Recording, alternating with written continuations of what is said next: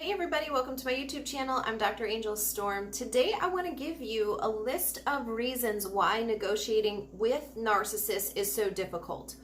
The purpose of giving you the list isn't just to tell you like facts, it's so that you can do something with them.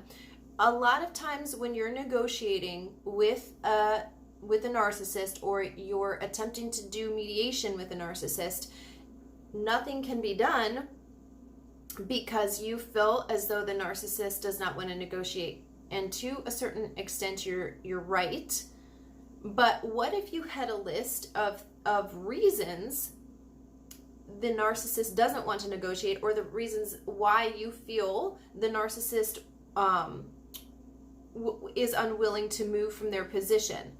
If you had such a list, perhaps then you could kind of back plan from those reasons and look for the opposite of that, and then in your own negotiating tactics incorporate those things into your strategy. So let me just give you the list of reasons, and then maybe I'll explain that just a little bit more. So number one, the narcissist lacks empathy. So you're never going to be able to use the kind of pity card or whatever with a narcissist.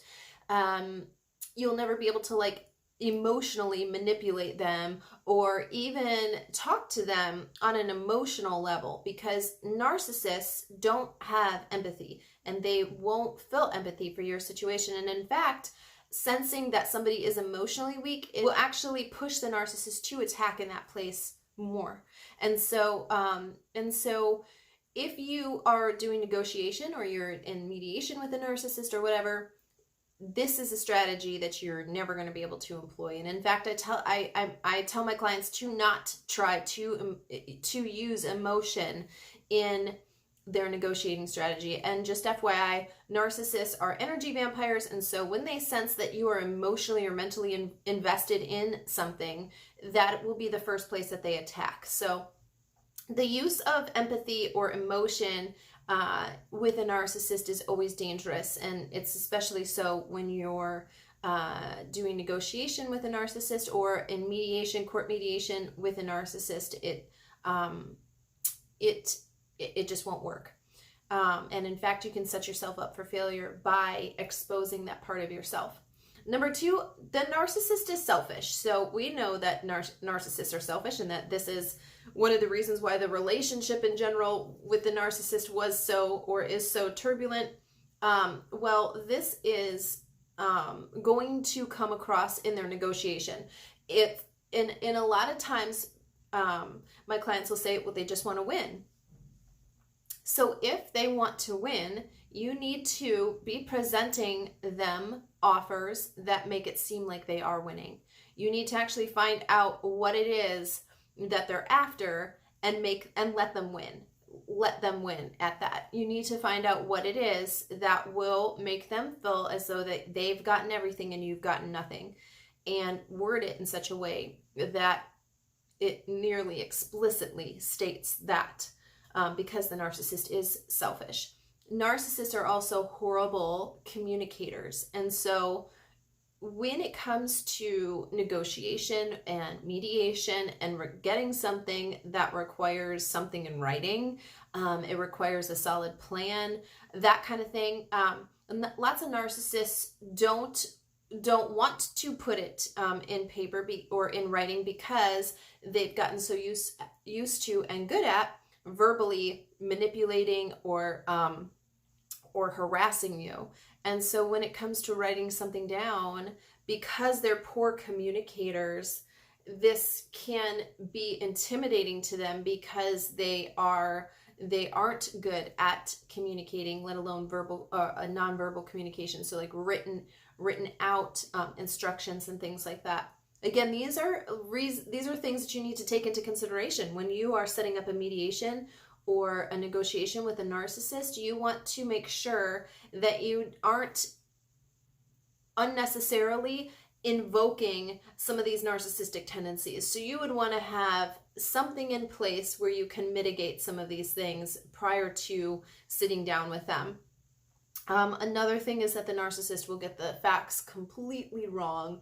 They will have completely inaccurate accounts of what has happened.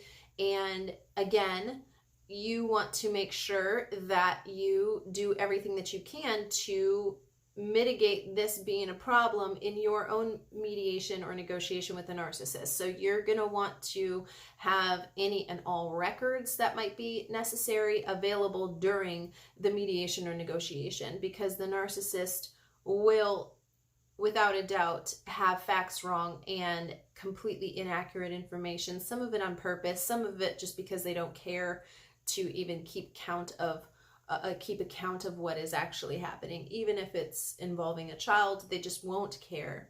So again, you're going to want to mitigate that by having any and all records that you might need during the negotiation.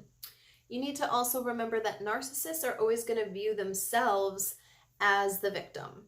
They are, all of this stuff that is happening around the situation that you're doing mediation or negotiation over is going to be because you're doing it to the narcissist. So this does get to be tricky, where you need to acknowledge that they're going to feel like they're the victim and that you're the bad guy, but you also need to make sure that they can win, that they feel like they are winning in the negotiation. See, your narcissist and how this specifically plays out in each of your situations will depend on their personality, on their history, on their flying monkeys, like who's their support system, all that kind of stuff.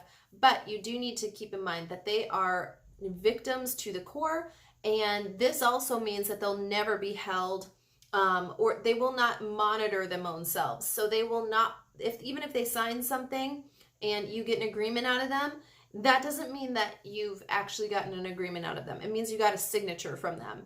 You are going to have to remember that as you are doing the negotiation, the mediation, that you will be responsible for enforcing whatever it is that you guys come up with, that you guys agree upon. So there can be certain things that you can put into the agreement about who will pay for something if somebody doesn't follow through with what is written down in the negotiation, that the narcissist does pay for it. There's things that you can put into the written out settlement that will prevent you from bearing the unnecessary cost of enforcing the agreement. So just keep in mind that they won't police themselves, that you will need to take them to court. You will need to enforce the agreement that they sign.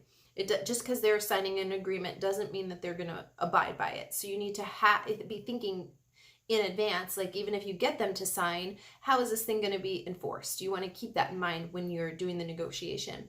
And again, where necessary, write it into the actual agreement.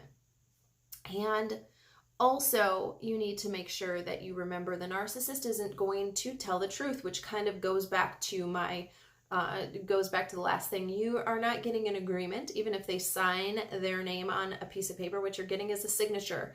To enforce the agreement, you're going to have to continuously be aware and be ready to enforce it legally.